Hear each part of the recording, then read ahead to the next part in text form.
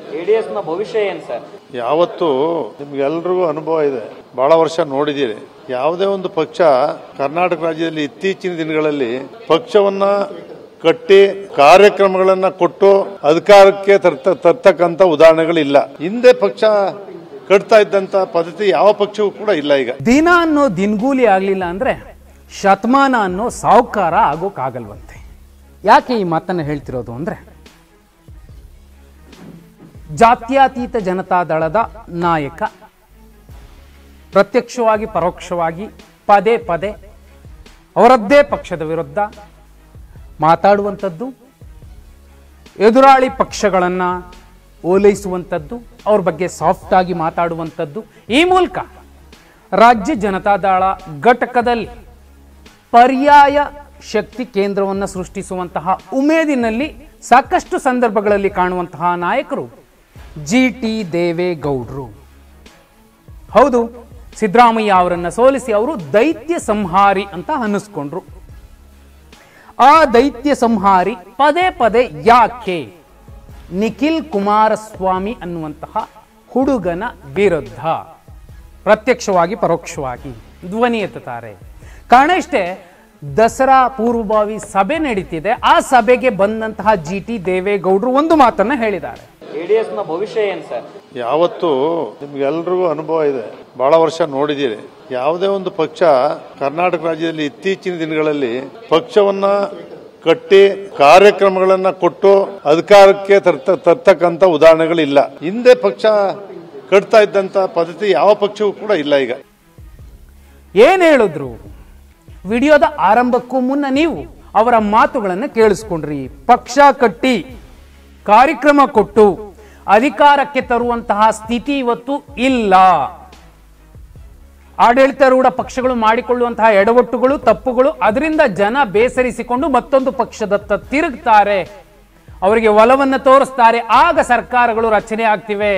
ಹೊಸ ಪಕ್ಷ ಅಂದ್ರೆ ಪಕ್ಷ ಇರುವಂತಹ ಪಕ್ಷವನ್ನ ಕಟ್ಟಿ ಕಾರ್ಯಕ್ರಮ ಕೊಟ್ಟಿ ಸ್ವಯಂಬಲದಿಂದ ಅಧಿಕಾರಕ್ಕೆ ಬರುವಂತಹ ಸ್ಥಿತಿ ಇಲ್ಲ ಅನ್ನೋ ಸಂದೇಶವನ್ನ ಕೊಡ್ತಿದ್ದಾರೆ. ಯಾಕೆ ಅಂದ್ರೆ ಮಾಧ್ಯಮದವರು ಒಂದು ಪ್ರಶ್ನೆ ಕೇಳ್ತಾರೆ, ಜೆಡಿಎಸ್ ಭವಿಷ್ಯ ಏನ್ ಸರ್ ಅಂತ. ಆಗ ಹೇಳಿದ್ದು ಈ ಮಾತು. ಜೊತೆಯಲ್ಲಿ ಒಂದು ಟಾಂಟ್ ಕೊಡ್ತಾರೆ, ನೇರವಾಗಿ ಅದನ್ನ ಹೇಳಬಹುದು ಯಾರಿಗೆ ಅಂತ. ಹಿಂದೆ ಪಕ್ಷ ಕಟ್ಟುವಂತಹ ರೀತಿ ಪದ್ಧತಿ ಬೇರೆ ಇತ್ತು, ಅದು ಇವತ್ತು ಕಾಣ್ತಿಲ್ಲ, ಯಾವ ಪಕ್ಷದಲ್ಲೂ ಕಾಣ್ತಿಲ್ಲ ಅನ್ನೋ ಮೂಲಕ ಜನರೊಂದಿಗೆ ಜಾತ್ಯತೀತ ಜನತಾದಳ ಅನ್ನುವಂತಹ ಯಾತ್ರೆಯನ್ನ ಕೈಗೊಂಡಿರುವಂತಹ ನಿಖಿಲ್ ಕುಮಾರಸ್ವಾಮಿ ಅವರ ವಿಚಾರವಾಗಿನೇ ಪರೋಕ್ಷವಾಗಿ ಜಿ.ಟಿ. ದೇವೇಗೌಡರು ಮಾತಾಡಿದ್ದಾರೆ. ನೋಡಿ, ಅವ್ರ ಮಗನಿಗಿಂತ ಒಂದು ವರ್ಷ ಸಣ್ಣವರು ನಿಖಿಲ್ ಕುಮಾರಸ್ವಾಮಿ ಅವರು.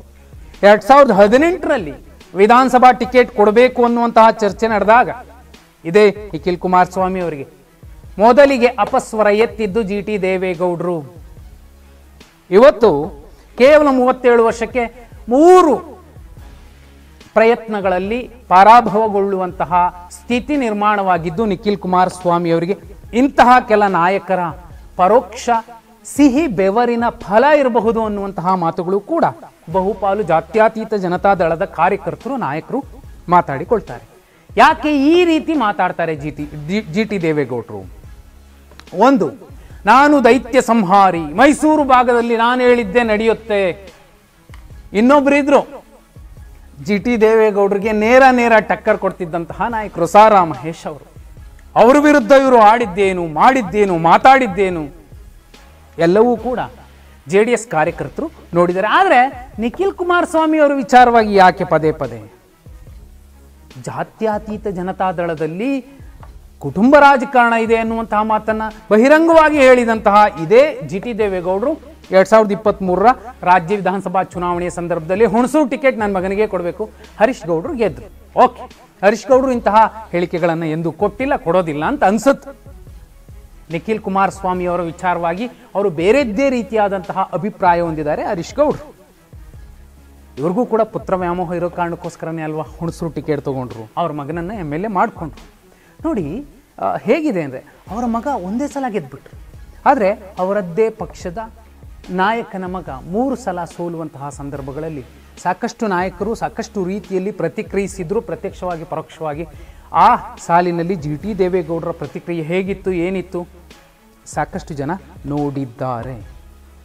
2019 ಮಂಡ್ಯ ಲೋಕಸಭಾ ಟಿಕೆಟ್ ಕೊಡುವಂತಹ ಸಂದರ್ಭದಲ್ಲೂ ಕೂಡ ಕ್ಲೋಸ್ಡ್ ಡೋರ್ ಮೀಟಿಂಗಲ್ಲಿ ಇದೇ ಜಿ ಟಿ ದೇವೇಗೌಡರು ಆಡಿದ್ದು ಮಾತು ಎಂಥದ್ದು ಅನ್ನೋದು ಒಳಗಿದ್ದ ನಾಯಕರಿಗೆ ಗೊತ್ತಿತ್ತು. ಇದೇ ಕಾರಣಕ್ಕೋಸ್ಕರನೇ ನೇರ ಒಂದಷ್ಟು ಸಲ ಕುಮಾರಸ್ವಾಮಿ ಅವರು ನನಗೆ ಹಾಗಂದ್ರು ಈಗಂದ್ರು, ತುಂಬ ನೋವಾಯಿತು, ಎಲ್ಲ ಮಾತುಗಳನ್ನು ಜಿ ಟಿ ದೇವೇಗೌಡರು ಹೇಳಿದ್ರು. ಇದೇ ಹುಣಸೂರು ಟಿಕೆಟನ್ನು ಒಬ್ಬ ಪ್ರಾಮಾಣಿಕ ಕಾರ್ಯಕರ್ತನಿಗೆ ಕೊಡಬೇಕು ಅನ್ನುವಂತಹ ಮಾತುಕತೆ ಆದಾಗ ಜಿ ಟಿ ದೇವೇಗೌಡರ ಕೋಪ, ರೋಷ, ವೇಷ ಬೇರೆ ರೀತಿಯಲ್ಲಿತ್ತು ಅನ್ನೋದು ಅವತ್ತಿನ ಸಭೆಯಲ್ಲಿ ಕೂತಂತಹ ನಾಯಕರು ಹೇಳ್ತಿರುವಂತಹ ಮಾತು. ಒಟ್ಟಿಗೆ ಸಾಗದೆ ಹೋದರೆ ಒಂದು ಪಕ್ಷದಲ್ಲಿ ಜಿ ಟಿ ದೇವೇಗೌಡರ ಇರಬಹುದು, ಯಾರೇ ಇರಬಹುದು, ಆ ಪಕ್ಷದ ಭವಿಷ್ಯ ಎಲ್ಲಿಗೆ ಬಂದು ನಿಲ್ಲಬಹುದು. ಅದು ಜೆ ಡಿ ಎಸ್ನವರ ಹಣೆ ಬರ, ಅವರ ವರವೋ ಶಾಪವೋ ಗೊತ್ತಿಲ್ಲ. ಜಿ ಟಿ ದೇವೇಗೌಡರಂತಹ ಹಿರಿಯರು ಆ ಪಕ್ಷದಲ್ಲಿ ಸಾಕಷ್ಟು ಅಧಿಕಾರದ ರುಚಿ ಉಂಡವರು, ಸಾಕಷ್ಟು ಸಲ ಶಾಸಕರಾದವರು. ಅರೆ, ಸಿದ್ದರಾಮಯ್ಯ ಅವರನ್ನ ಸೋಲಿಸಿದ ದೈತ್ಯ ಸಂಹಾರಿ ನಾನು ಅಂತ ಹೇಳ್ತಿದ್ರಲ್ಲ, ಅವರಿಗೆ ಒಂದು ಲಾಂಛನ, ಒಂದಷ್ಟು ನಾಯಕರ ಬಲ, ಪಕ್ಷದ ಪ್ರಾಮಾಣಿಕ ಕಾರ್ಯಕರ್ತರು, ಫುಡ್ ವಾರಿಯರ್ಸ್ ಬೆಂಬಲ ಇಲ್ಲದೆ ಹೋಗಿದ್ದಿದ್ರೆ ಆ ಗೆಲುವು ಸಾಧ್ಯ ಆಗ್ತಿತ್ತ. ಯಾಕಂದ್ರೆ ಈಗ ಪಕ್ಷ ಕಟ್ಟುವಂತಹ ಪದ್ಧತಿನೇ ಬೇರೆ ತರ ಇದೆ. ಆ ಪದ್ಧತಿ ಒಳಗೂ ಕೂಡ ಸ್ವಯಂ ಬಲದಿಂದ ಅಧಿಕಾರ ರಚಿಸ್ತೀವಿ, ಆ ನಂಬರ್ ನಾವು ಗಳಿಸ್ತೀವಿ ಅನ್ನುವಂತಹ ಸ್ಥಿತಿ ಇಲ್ಲ ಅನ್ನೋ ಮಾತನ್ನ ಜಿ ಟಿ ದೇವೇಗೌಡರು ಹೇಳ್ತಿದ್ದಾರೆ. ಅಂದ್ರೆ ಏನ್ ಹೇಳ್ತಿದ್ದಾರೆ? ಇದೇ ಮನೆಯಲ್ಲಿದ್ದು ಇದೇ ರೀತಿ ಅಪಸ್ವರದ ಮಾತುಗಳನ್ನು ಆಡ್ತಾರ, ಅಥವಾ ಇದೇ ಮನೆಯಲ್ಲಿದ್ದು ಪಕ್ಕದ ಮನೆಯವರನ್ನ, ಎದುರುಗಡೆ ಮನೆಯವರನ್ನ ಓಲೈಕೆ ಮಾಡುವಂತಹ ಅಥವಾ ಅವ್ರ ಬಗ್ಗೆ ಸಾಫ್ಟ್ ಆಗಿ ಮಾತಾಡುವಂತಹ ಮೂಲಕ ಇದೇ ವ್ಯವಸ್ಥೆಯನ್ನು ಮುಂದುವರಿಸ್ತಾರ. ನಿಖಿಲ್ ಕುಮಾರಸ್ವಾಮಿ ಅವರ ವಿಚಾರವಾಗಿ ಅವ್ರಿಗೂ ಕೂಡ ಹರೀಶ್ ಗೌಡ್ರ ರೀತಿಯಲ್ಲಿ ಇವರು ಒಬ್ರು ಅಂತ ಅನ್ಕೊಳ್ಳೋದೇ ಆದ್ರೆ ಒಂದಷ್ಟು ಮಾರ್ಗದರ್ಶನ ಮಾಡೋ ಮೂಲಕ ಜೊತೆಯಲ್ಲಿ ನಿಂತ್ಕೊಂಡು ಜನರೊಂದಿಗೆ ಜಾತ್ಯತೀತ ಜನತಾದಳ ಯಾತ್ರೆಯನ್ನ ಸಫಲಗೊಳಿಸಬಹುದು. ಆ ಕೆಲಸವನ್ನ ಯಾಕೆ ಜೆ ಡಿ ಎಸ್ನ ಬಹುಪಾಲು ಇಂತಹ ನಾಯಕರು ಮಾಡ್ತಿಲ್ಲ? ಕಮೆಂಟ್ ಮಾಡಿ. ಜೆಡಿಎಸ್ ನ ಭವಿಷ್ಯ ಏನ್ ಸರ್? ಯಾವತ್ತು ನಿಮ್ಗೆಲ್ರಿಗೂ ಅನುಭವ ಇದೆ, ಬಹಳ ವರ್ಷ ನೋಡಿದ್ದೀರಿ.